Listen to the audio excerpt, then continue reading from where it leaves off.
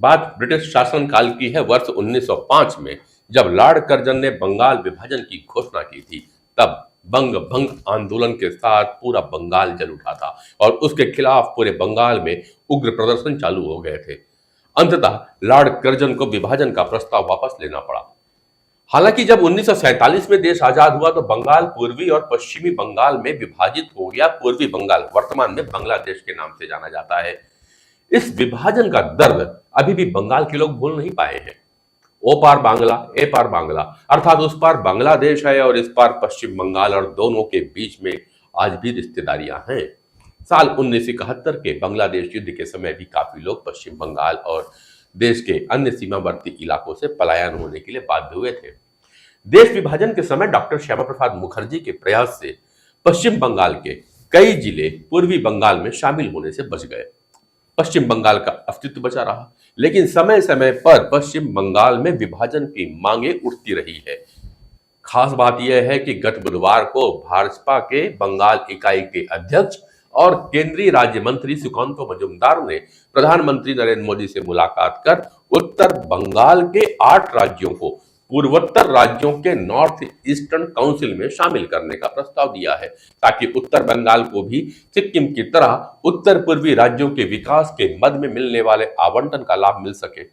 हालांकि बीजेपी कहती है कि वह पश्चिम बंगाल के विभाजन के खिलाफ है। खैर, ऐसा पहली बार नहीं है कि पश्चिम बंगाल में अभी उत्तर बंगाल को अलग राज्य लेकर के मांग उठी हो। इसके पहले भी उत्तर बंगाल में अलग राज्यों की मांग उठती रही है। केवल उत्तर बंगाल में ही दार्जिलिंग में अलग गोरखालैंड की मांग हो चुकी है। कूच बिहार में ग्रेटर कूच बिहार की मांग हुई।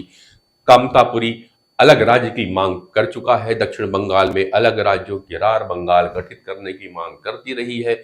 सुकांतो मजूमदार से पहले साल 2021 में पूर्व केंद्रीय राज्य मंत्री और अलीपुरद्वार से पूर्व सांसद जॉन बारला सहित कुछ भाजपा नेताओं ने उत्तर बंगाल की 8 जिलों कूच बिहार, दार्जिलिंग, उत्तर दिनाजपुर, दक्षिण दिनाजपुर, जलपाईगुड़ी, मालदा, अलीपुरद्वार और कलिम्पोंग को मिलाकर एक केंद्र शासित प्रदेश बनाने का सुझाव दिया था।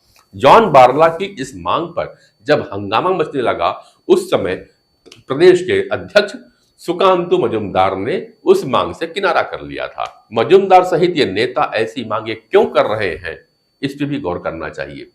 दरअसल बात यह है कि उत्तर बंगाल के इन जिलों में अनुसूचित जाति और जनजाति का बाहुल्य है।